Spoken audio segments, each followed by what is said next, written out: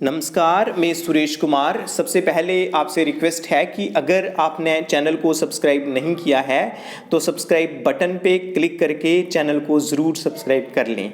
अभी बहुत सारी आंगनवाड़ी वर्कर्स कम्युनिकेट कर रही हैं, फ़ोन करके पूछ रही हैं कि जो WCD में वो MPR चढ़ाती थी, 1 या 2 तारीख को MPR चढ़ाती थी, जहाँ सुपरवाइज़र्स MPR चढ़ाते थे, वो अभी नहीं चढ़ रही हैं। तो उसका काज यही है कि जो WCD में जो RRS पोर्टल है उसको बंद कर दिया गया है। RRS का मतलब होता है रैपिड रिपोर्टिंग सिस्टम, जिसके अनुसार जो हमारे सुपरवाइज़र्स हैं, जो आंगनवाड़ी वर्कर्स हैं, वो WCD में MPR जो मंथ के जो फर्स्ट वीक में चढ़ाते थे, तो अभी वो वहाँ नहीं चढ़ेगी। इट मीन्स कि पहले हम 2 पोर्टल पे काम करती थी हमारी आंगनवाड़ी वर्कर्स, एक WCD में, दूसरा पोषण ट्रैकर में।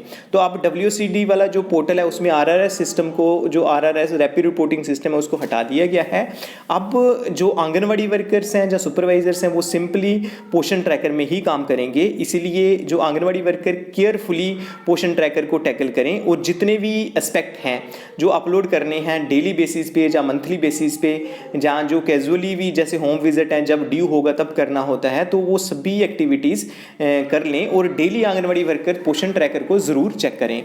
तो उसके लिए 5 तारीख से पहले जैसे आपको बताते ही हैं कि कुछ एक एस्पेक्ट पूरे करने होते हैं। उससे पहले एक जो महत्वपूर्ण सूचना है वो मैं दे लूँ कि वो ये है कि डेली ट्रैकिंग पे आपने अटेंडेंस 10 बजे करनी ही करनी है। 10 बजे इन द सेंस कि जितने बजे भी आपके एरिया में, आपकी स्टेट में जब भी आपका आंगनवाड़ी सेंटर लगता है, अगर 9 बजे लगता है तो आपने 9 बजे अटेंडेंस करनी है, 8 बजे लगता है तो 8 बजे करनी है, 10 बजे लगता है तो 10 बजे ही अटेंडेंस कर लेनी है। क्योंकि दूसरे दिन जो CDPO वाली ID में, जहाँ डिस्ट्रिक्ट प्रोग्राम ऑफिसर वाली ID होता है, अगर आप 12 बजे के बाद अटेंडेंस करते हैं तो वो वहाँ IDs में रिफ्लेक्ट नहीं शो होता है, तो उससे प्रॉब्लम क्रिएट होती है। उससे जो एक्सप्लेनेशंस वगैरह भी सुपरवाइजर्स की या वर्कर्स की निकल जाती हैं। तो इसलिए वो ध्यान दें कि जब भी आप आंगनवाड़ी सेंटर खोलें उसके साथ साथ ही जो आंगनवाड़ी सेंटर ओपन वाला जो ऑप्शन है वो यस कर दें, ताकि जो आपकी जो अटेंडेंस हैं वो वहाँ पे जो अगले जो नेक्स्ट पोर्टल्स हैं, जो CDPO वाला पोर्टल है, जहाँ DPO वाला पोर्टल है, उसमें शो हो जाए। तो अब हम बात करेंगे कि जो मंथली बेसिस पे आंगनवाड़ी वर्कर्स ने अभी क्या क्या देखना है। एक आप देख लें कि जो होम विजिट्स हैं, अगर किसी का ड्यू है तो अभी तुरंत उसको कंप्लीट करके होम विजिट करने के बाद आप इसे पोषण ट्रैकर के पोर्टल पे आप अपलोड कर दें। उसके बाद जो ग्रोथ मॉनिटरिंग है, this is important. Growth monitoring आपने 5 तारीख से पहले करनी है। ग्रोथ मॉनिटरिंग का आप जानते ही होंगे कि मतलब है कि बच्चों का हाइट और वेट करना है, और हाइट और जो वेट है वो पोषण ट्रैकर पे चढ़ाना है। तो जी केयरफुली चढ़ाएं, क्योंकि कई बार आंगनवाड़ी वर्कर्स को गलती लग जाती है और उसमें जो सैम और जो सीवियरली मॉलनरिश्ड चिल्ड्रन है और मॉडरेटली मॉलनरिश्ड चिल्ड्रन है वो आ जाते हैं, तो फिर वो प्रॉब्लम क्रिएट होती है। हाँ जी, अगर आंगनवाड़ी वर्कर खुद आइडेंटिफाई करती है कोई सच में ही जो सीवियरली मॉलनरिश्ड चाइल्ड है, जहाँ मॉडरेटली मॉलनरिश्ड चाइल्ड है, उसको खुद आइडेंटिफाई करते हैं फिर आप चढ़ाते हैं, तो वो वेल एंड गुड है। लेकिन अगर आप ऐसे ही बच्चा सीवियरली मॉलनरिश्ड नहीं है तो उसके गलत इंडिकेटर लिख के आप चढ़ा देते हैं, तो फिर सभी डिपार्टमेंट को भी प्रॉब्लम क्रिएट होती है। अदरवाइज आंगनवाड़ी वर्कर्स को जो सैम बच्चे हैं, मतलब सीवियरली मॉलनरिश्ड बच्चे हैं, जहाँ मॉडरेटली मॉलनरिश्ड बच्चे हैं, जहाँ जो अंडरवेट बच्चे हैं, उनको आइडेंटिफाई करना है और उनको पोषण ट्रैकर पे जरूर चढ़ाना है। क्योंकि हम सैम, मैम और जो अंडरवेट चिल्ड्रन हैं उनको डबल डाइट का जो जहाँ पे प्रोविज़न है हमारे ICDS में, क्यों तो हम सबसे पहले आइडेंटिफाई ही करेंगे, तो उसके बाद ही सैम और मैम जो चिल्ड्रन हैं वो हम चढ़ा सकते हैं जहाँ पे। तो एक बात आपको बता दी कि जो ग्रोथ मॉनिटरिंग है वो आपने अभी करनी है, 1-2 दिन में कंप्लीट करनी है। उसके बाद आपने क्या करना है कि जो टेक होम राशन है, टेक होम राशन ज़रूर चढ़ा देना है। तो आप ध्यान रखें कि जो टेक होम राशन है वो प्रेग्नेंट वीमेन, लैक्टेटिंग मदर और जो बच्चे हैं 6 महीने से लेके 3 साल तक उनको दिया जाता है। तो जहाँ जो टेक होम राशन का मतलब होता है टेक होम कुक्ड मील, तो अगर कई जगह ऐसी हैं, कई आंगनवाड़ी सेंटर्स ऐसे हैं जहाँ पे कुक्ड मील ही दिया जाता है, टेक होम राशन नहीं दिया जाता है, तो उस केस में भी प्रेग्नेंट, लैक्टेटिंग और जो बच्चे हैं 6 महीने महीने से 3 साल तक उनको टेक होम राशन ही भरना है, क्योंकि जो हार्ड कुक्ड मील है वो इनकी जो कॉलम में अभी तक जो पोषण ट्रैकर में ऑप्शन नहीं दिया गया है। तो हमने आंगनवाड़ी सेंटर में अगर उन्हें न्यूट्रिशन दिया है तो उनको THR में जो टेक होम राशन है उसमें भर देना है। तो आप जे केयरफुली जितनी भी प्रेग्नेंट लेडीज हैं, लैक्टेटिंग मदर हैं, 6 महीने से लेकर 3 साल तक के बच्चे हैं, उनका जो टेक होम राशन है वो देते हैं। तो अब कई बार आंगनवाड़ी वर्कर्स ये पूछती हैं कि जो टेक होम राशन है वो किस मंथ का चढ़ाना है। जैसे अगर आप इस जो जून मंथ में चढ़ा रहे हैं तो मई में जितने भी दिन आंगनवाड़ी सेंटर आपने लगाया है, अगर 25 मैक्सिमम 25 डेज होता है और मिनिमम 21 डेज होता है। अगर आपने 25 डेज लगाया है तो 25 डेज का चढ़ाना है। अगर आपने 24 डेज का लगाया है, 24 डेज आंगनवाड़ी सेंटर लगाया है, तो आपने 24 डेज THR भरना है।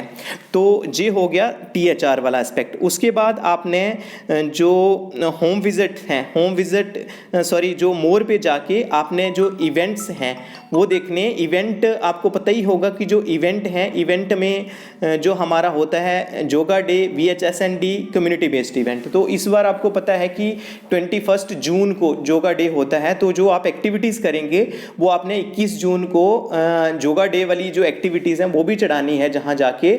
उसके बाद जो VHSND है वो चढ़ाना है। VHSND आपको पता ही है कि जी वीरवार को होता है, जो है रोटेशनल बेसिस पे होता है। जैसे एक वीर फर्स्ट जो थर्सडे है वो कुछ एक आंगनवाड़ी सेंटर्स में होता है, फिर जो नेक्स्ट थर्सडे होता है वो दूसरे आंगनवाड़ी सेंटर्स में होता है। तो जैसे जैसे ही VHSND कैंप आपके सेंटर में, जहाँ आपके विलेज में ऑर्गेनाइज होता है, तो आपने अपलोड करना है।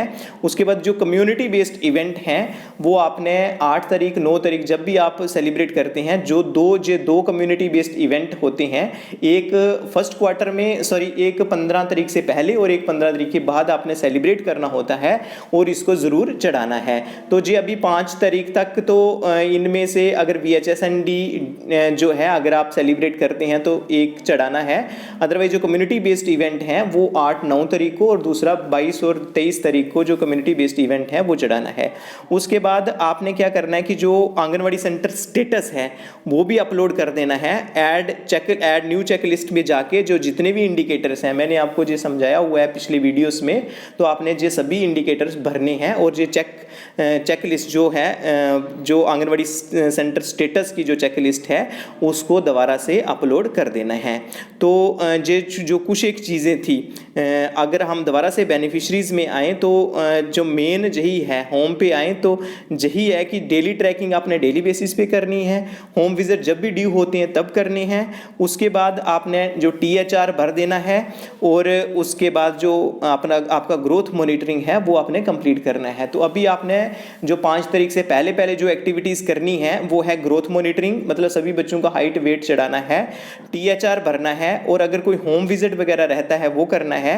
तो ये जो मेन चीज़ें हैं जी आपने ज़रूर अपलोड करनी है। और जो आप डेली बेसिस पे आप जितने भी इंडिकेटर्स हैं, जैसे अटेंडेंस मार्क्स, जो मॉर्निंग स्नैक है, जहाँ हार्ड कुक्ड मील है, जहाँ एक्टिविटीज़ हैं, वो ज़रूर अपलोड करनी है। क्योंकि आप अब जितनी भी एक्टिविटीज़ चढ़ाएंगे, जितने भी इंडिकेटर्स चढ़ाएंगे, वो आपकी MPR में रिफ्लेक्ट होता है। अगर आप किसी कारणवश भूल जाएंगे तो वो जो MPR में, क्योंकि जो ऑटोमेटिक जनरेट होगी MPR, तो उसमें रिफ्लेक्ट नहीं होगा। उससे जो प्रोग्रेस है, वो आंगनवाड़ी सेंटर की जो प्रोग्रेस है, जो मंथली प्रोग्रेस रिपोर्ट है, वो डाउन में जाएगी। मतलब वो जो प्रोग्रेस है वो उतनी अचीवमेंट जो है उसकी अच्छी नहीं होगी।